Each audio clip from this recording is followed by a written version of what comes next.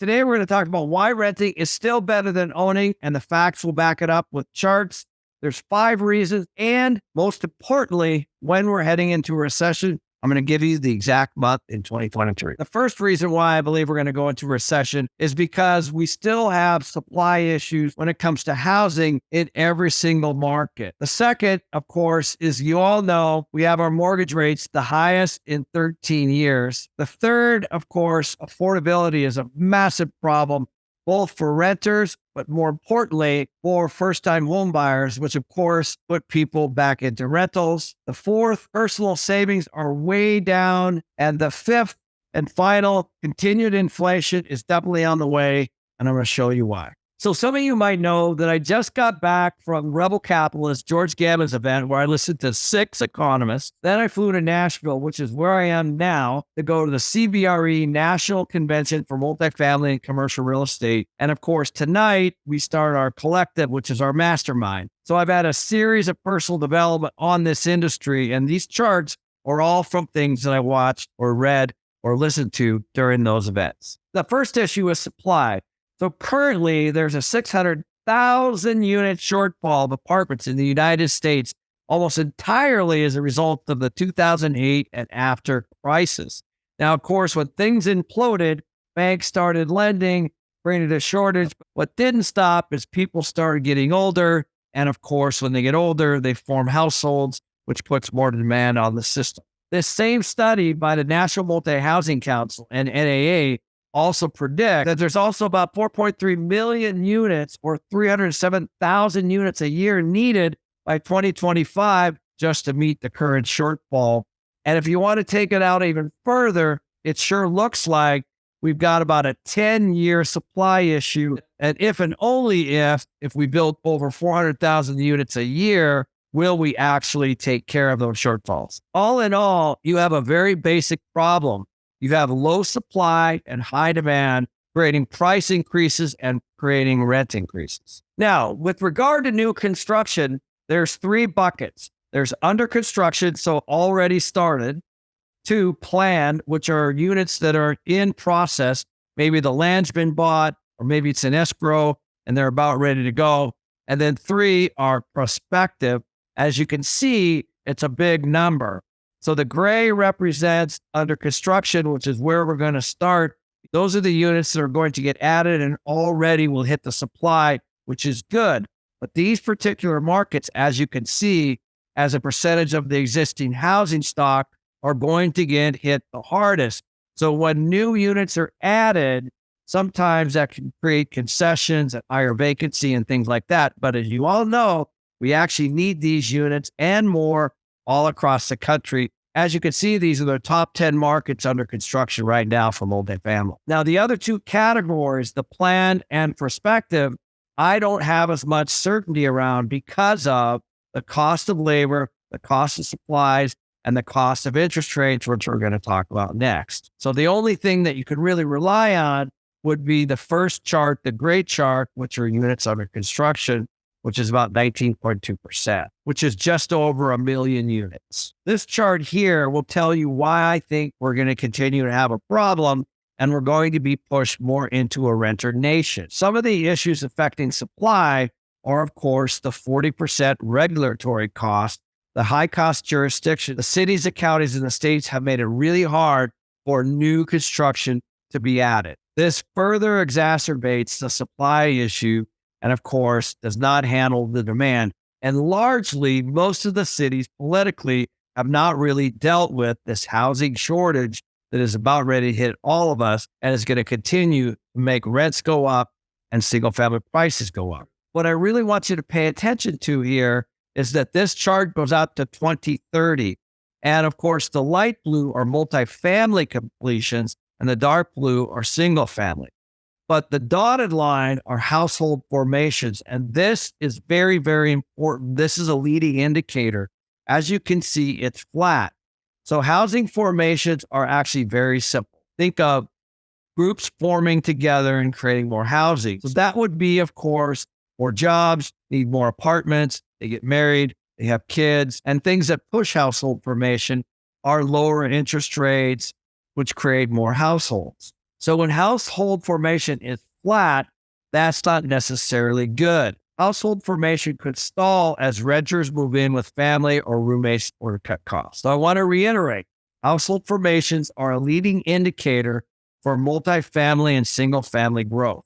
So the next slide is why renting is still a better deal as compared to cost of owning. So as everybody knows, the cost of houses have gone up, the cost of interest rates to buy those houses have gone up, therefore the mortgage payments have gone up. Well, this is also comparing it with the rising cost of rent. As you can see right now, there's a $470 difference between renting and owning, which is why I made the statement, why renting is still better than owning. But what's interesting is that this just crossed in late 2021, early 2022, as you can see where those lines intersected. And there has never been a gap this wide. So when I did my video last year called Renter Nation, this is why. It all has to do with the supply and demand, which doesn't look like it's going to get any better. Obviously, there are a few things that could change this right away. One, interest rates could go lower, which would certainly help that mortgage payment. Two, additional supply could be added. When supply is added, then of course it helps with the demand, help lowering prices. Then of course, as interest rates go down, more multifamily and single family can be added. Right now, this is what's creating the affordability issue that we're all experiencing right now, both on the renter side and on the single family side. And this chart right here should tell you that more people that are going to buy homes, penalizing that first-time home buyer, it's actually pushing them and keeping them over the rental market, which is not necessarily good for the overall. Some of you might know that the commercial real estate industry is in trouble. It's in trouble because the net operating income, which is just simply income minus expenses, is one thing, but now we have the higher cost of debt. So imagine when your mortgage payment doubles, let's say from 3 to 6, you now don't have the cash flow that you once had a year ago. And of course, this is when there's variable rate loans or short-term loans or bridge loans. So the second line of this chart here should be cause for alarm, because as you can see, there were over 2,500 units that were acquired from 2020, and they have 2 to 3 year durations on the interest rate, or said another way, their loans are maturing.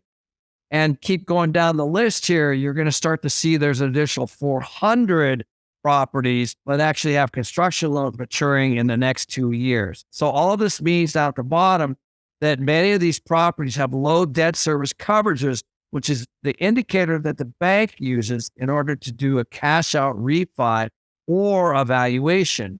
As you can see, we've got over 2,500 properties right now at risk, and this is all going to hit the fan here in the next 18 months to 2 years. So this is all going to create a fair amount of distress. And so what I did is I broke it up into these different cities, and it's going to show you from Austin, Charlotte, Jacksonville, Miami, Nashville, Phoenix, Raleigh, Durham, and Salt Lake City, which properties have maturing construction loans, bridge loans, or floating rate loans. And it's clear that Phoenix, Salt Lake, Austin, and Nashville are going to be in trouble when all of these loans come due. And so what we're going to see is a lot of banks are going to take back this commercial paper.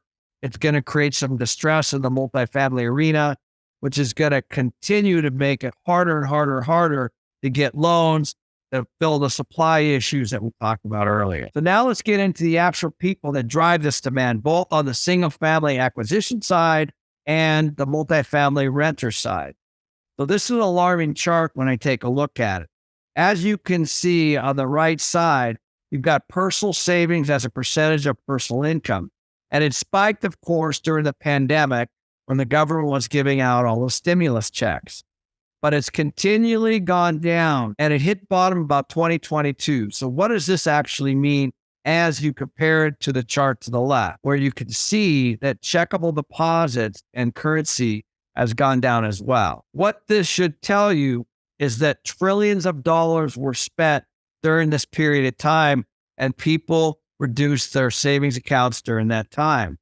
This created massive inflation, which is what we're seeing now. Unfortunately, what also has spiked is credit card debt, which of course is over $1 trillion with the T, guys. And most of that debt is sitting around 20%. So people that own that debt, an average of $5,800 per person in the entire United States, have a 20% interest cost on that debt, keeping them further and further and further out of the single family market and into the rental market. It's interesting to note that this is the highest it's ever been in the history of the United States. So this chart is what the Fed and many other people look at.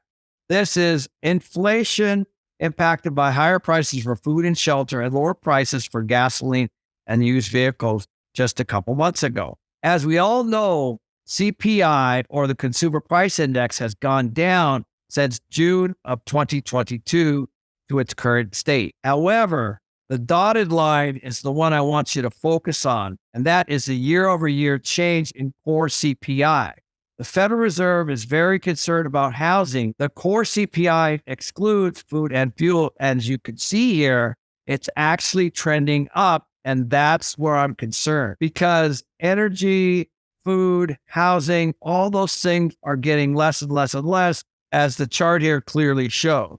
But it's still well above the Federal Reserve's target of 2%. The core CPI is what you should be watching because this is a long-run trend, and it looks to me like it's continuing to go up slightly. And if that's the case, we might see the Federal Reserve continuing to increase the federal funds rate slightly just to continue to tamper inflation. So what does all this mean? As I told you, I was going to predict a recession. But here you can clearly see that in the Q3 forecast, we're going to have zero GDP growth, and we're going to go negative in the final quarter of 2023, spilling over, of course, into Q1 and Q2 of 2024. This is a direct result of the lag from raising their federal funds rates 10 times. So what happens during a recession and how does it affect everyone? Number one, businesses cut back. Banks cut back on their underwriting. Unemployment goes up. Layoffs go up, wage growth goes down, and of course, consumerism also goes down, driving prices down, which is exactly what they were trying to do in the first place. But of course, this is going to tilt us into a recession. But not to worry, there's lots of things that we all can do. Just take a look at my other videos, and you'll have a roadmap to try to get you through what I would consider to be some economic hardship for the next 12 months.